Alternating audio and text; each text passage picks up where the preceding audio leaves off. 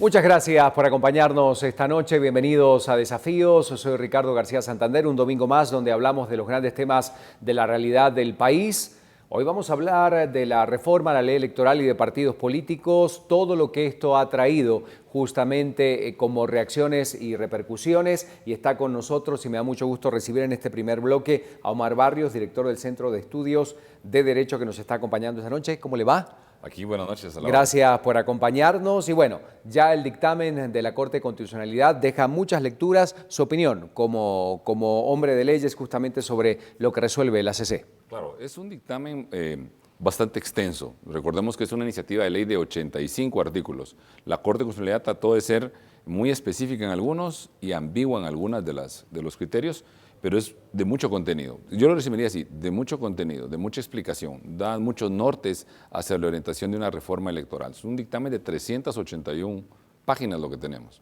¿Se puede regular o no la reelección de diputados y el tema de saber cómo escogerlos? Porque realmente esto es lo que más ha generado reacciones en la gente y dentro del mismo Congreso, ¿no? Correcto, Ricardo. Definitivamente, de todas las reformas, creo que era del top 10, de las 85 reformas, las que más interesaba a la población.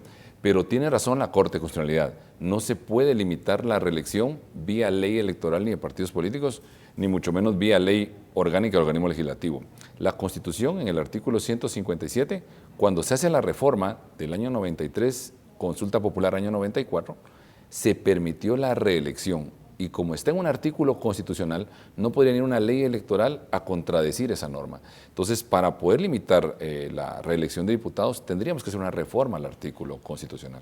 En relación al transfugismo, que es otro tema también absolutamente tratado, exigido por distintos sectores sociales, ¿qué pasa con esto que avala la Corte? Ok, la Corte es bien enfática en enfocar el derecho de un diputado, desde sus derechos políticos ciudadanos, a poder establecer un ámbito temporal. Es decir, que cierra, por decirlo así, las puertas durante 3 años para que este diputado esté siempre con su bancada, con su bloque legislativo, con su partido, pero deja siempre la opción para que él pueda migrar hacia otra organización. La idea es de que no podemos limitar ese derecho político. Yo entiendo que la gente está muy molesta con el transfugismo, entiendo la parte de lo que esto afecta, la inestabilidad política que causa en el Congreso, pero también cerrar de esa forma a una persona dentro de una estructura política va a tener también sus problemas a largo plazo. Yo creo que aquí lo más importante sería buscar quiénes fueron los que nominaron a ese diputado a la planilla de los diputados por lista nacional o distrital, que es donde debería refortalecerse en la designación, buscar la persona que va a ser leal a la ideología del partido. Pero si preguntas sobre ideología, está muy limitado. Regresando a la parte legal, se permite el transfugismo, pero al final del periodo, no visto como una figura oscura, sino como una oportunidad de que un diputado pueda cambiar de partido, siempre con la idea de que si es un partido de derecha, iría a otro de derecha, si es uno de izquierda, iría a otro de izquierda. Hay personas que piensan que hay discriminación en relación a un tema que siempre sale a discusión, que es la inclusión de mujeres, del sector indígena y de muchos otros dentro de la posibilidad, por supuesto, de integrar el Congreso de la República o de gente que quiera ocupar algún cargo público. ¿Qué piensas al respecto? Pues las estadísticas son obvias, ¿verdad? Vemos la cantidad de mujeres que integran el Congreso de la República o la población que representa las etnias guatemaltecas, no lo ves básicamente representado si lo comparamos con el padrón electoral. Tenemos un padrón electoral que tiene más mujeres que hombres, pero ves un 15% de mujeres en el Congreso. Muchos países han probado durante años ir cerrando esa brecha, colocando normativas como la que se impulsa en esta de las cuotas, ¿verdad? El problema con las cuotas siempre va a ser es que realmente los grupos qué tanta participación pueden tener, en qué orden vas a poner las cuotas.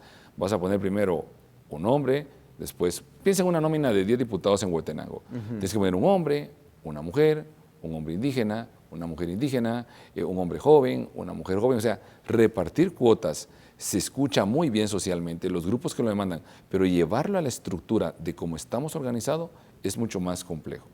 El tema del voto en el extranjero, otro punto importante, un reclamo de muchísimos años de distintos sectores, por supuesto, dentro del país y sobre todo fuera del país, estas organizaciones de todos aquellos que exigen votar y elegir a sus gobernantes. ¿Realmente será una realidad que aporte, que ayude al sistema democrático guatemalteco? Puede aportar, pero habría que ver cómo se va a implementar las condiciones dentro del reglamento. Debemos siempre pensar en el origen de la institución.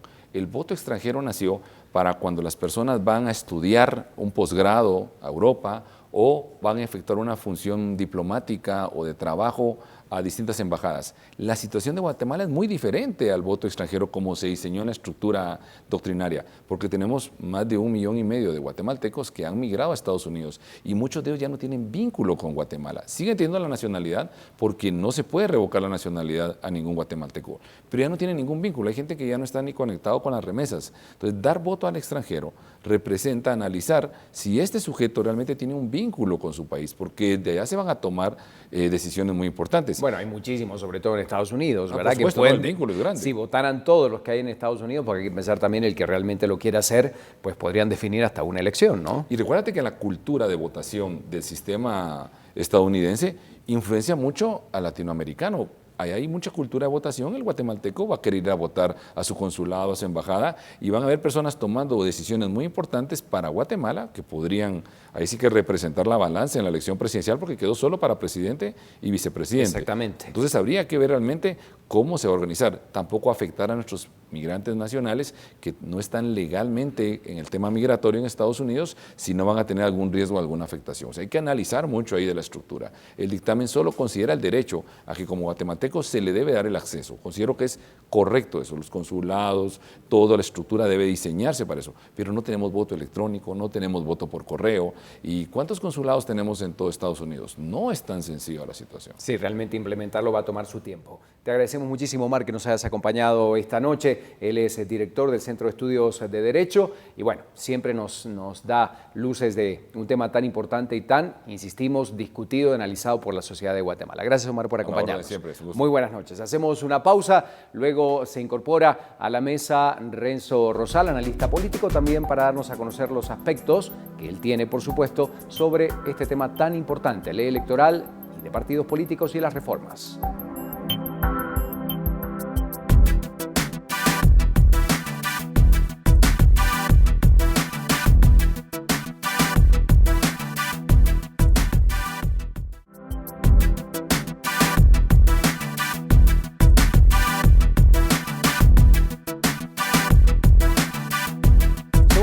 Desafíos, estamos hablando de la propuesta de reforma a la ley electoral y de partidos políticos, con todo lo que esto lleva y sobre todo saber si refleja o no lo que distintas organizaciones sociales, sobre todo desde el año 2015, con las elecciones pasadas, han propuesto y exigen para que sea aprobada y se integre justamente a esta reforma. Está con nosotros Renzo Rosal, reconocido analista político del país. Renzo, buenas noches. Buenas noches, un gusto. Bienvenido, muchas gracias por acompañarnos. De aprobarse como está, como llega de la Corte de Constitucionalidad al Congreso de la República, ¿qué va a aportar esta reforma al sistema político del país? Hay una mejora sustantiva en la administración del sistema de partidos políticos, creo que es parte de los elementos de orden histórico, pero que también en el año 2015, el año recién pasado, fue plenamente demandado por la ciudadanía. Entonces creo que hay como 3 elementos que son fundamentales para esa reforma. Uno es que contribuye al fortalecimiento del sistema de partidos políticos, es decir, que permita una mayor democratización, pasar del tipo de partidos que hoy tenemos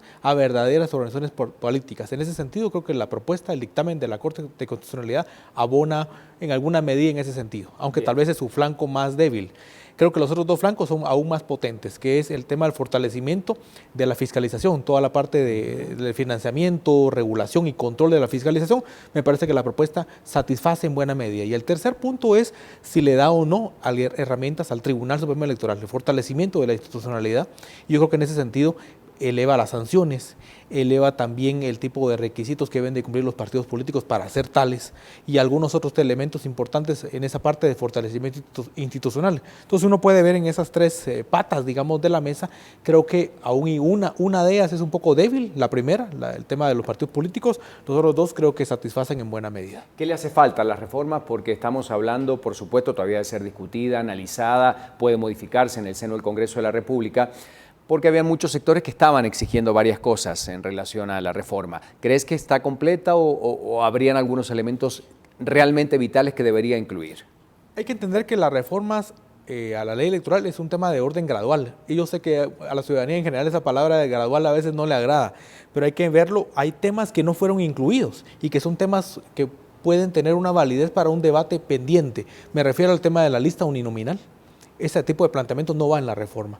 El tema del transfugismo, que ha hecho mención, que requiere una reforma constitucional. Hay que continuar ese debate, pero en un tema de orden, como digo, constitucional.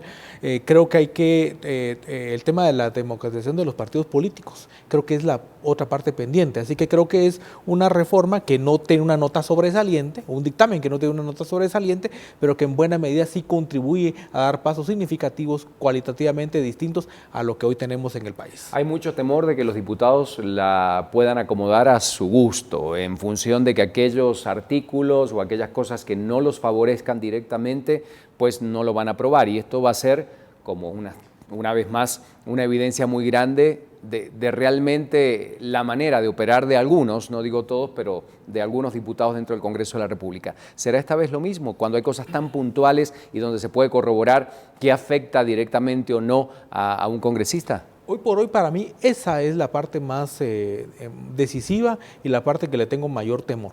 Es decir, hay que entender que el dictamen de la Corte de Constitucionalidad no puede ser, si se le mete mucho mano a los contenidos, va a requerir regresar otra vez a la Corte de Constitucionalidad.